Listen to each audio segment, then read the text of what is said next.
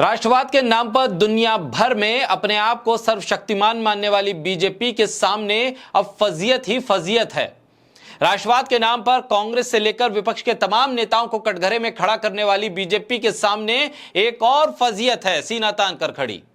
मध्य प्रदेश के मंत्री हैं विजय शाह, और विजय शाह का बयान सेना का अपमान, देश का अपमान साफ तौर पर उनके बयान से दिख रहा है, सुनाई दे रहा है। बावजूद इसके बीजेपी का आला कमान खामोश है, मध्य प्रदेश के मुख्यमंत्री खामोश हैं, लेकिन हाईकोर्ट जाग रहा था।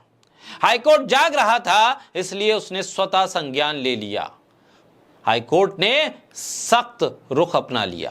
कोर्ट ने कर्नल सोफिया कुरैशी को लेकर दिए गए बयान पर स्वतः संज्ञान लेते हुए 4 घंटे के अंदर विजय शाह के खिलाफ एफआईआर दर्ज कराने के निर्देश दे दिए। जस्टिस अतुल श्रीधरन की अध्यक्षता वाली डिवीजन बेंच ने राज्य के पुलिस महानिदेशक डीजीपी को आदेश देते हुए कहा है साफ तौर पर कि विजय शाह पर तत्काल एफआईआर दर्ज की जाए। हाईकोर्ट ने इस मामले में राज्य के महाधिवक्ता प्रशांत सिंह को भी सख्त निर्देश दिए हैं और कहा है कि किसी भी हालत में यह एफआईआर दर्ज होनी चाहिए 4 घंटे के अंदर। हाईकोर्ट ने मामले की अगली सुनवाई सोमवार सुबह सबसे पहले करने की बात कही। अदालत के इस आदेश के बाद राज्य प्रशासन, पुलिस महकमा, मध्य प्रदेश सरकार, बीजेपी की सरकार, बीजेपी के आला कमान में हलचल मच गई है, क्योंकि डंडा चल गया है, हथौड़ा चल गया है कानून का।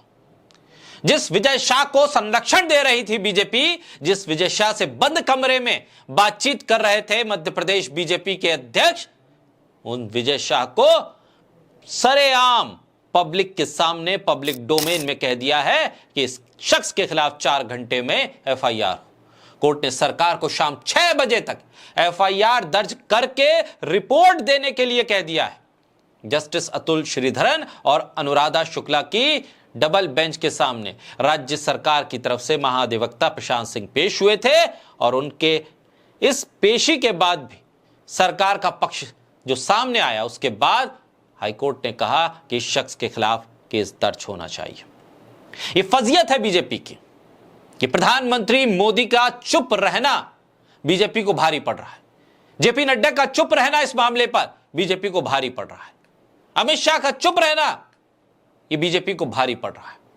मोहन यादव का चुप रहना बीजेपी को भारी पड़ रहा है। अगर समय रहते, वक्त रहते विजय शाह के खिलाफ कार्रवाई कर दी होती, मंत्रिमंडल से बाहर किया होता, बीजेपी से बाहर किया होता, तो आज बीजेपी सीना तान कर कह सकती थी कि हम फौज के सम्मान में हैं, राष्ट्र के सम्मान में हैं, हम राष्ट्रवादी हैं, हम इस देश को एकजुट रखने वाले हैं। लेकिन अब किस मुंह से कहेगी बीजेपी ये सब? क्योंकि कोर्ट ने अपनी तरफ से स्वतः संज्ञान लेते हुए 4 घंटे में एफआईआर के निर्देश दिए। बीजेपी तो विजय शाह को सहला रही थी, संरक्षण दे रही थी, मामले को ठंडा करने की कोशिश कर रही थी, माफी वाले बयान दिलवा रही थी, बंद कमरे में बातचीत करवा रही थी। यानी मूड में नहीं थी बीजेपी, क्योंकि बीजेपी पहले भी कह चुकी है कि हमारे यहां ना इस्तीफे होते हैं, और जांच में कोई कितना भी दोषी पा लिया जाए, कोई इस्तीफा नहीं होता। यह बीजेपी की सरकार है।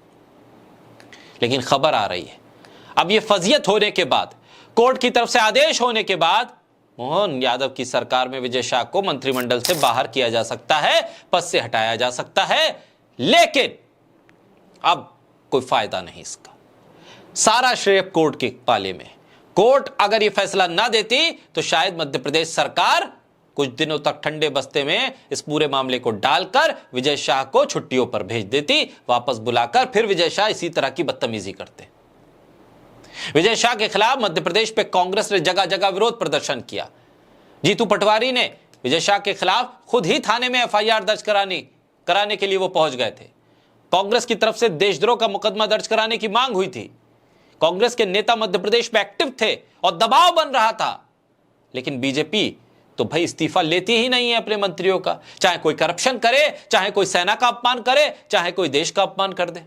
लेकिन अब विजय शाह के खिलाफ एफआईआर का आदेश देकर कोर्ट ने मध्य प्रदेश से लेकर दिल्ली तक बीजेपी को हिलाकर रख दिया है।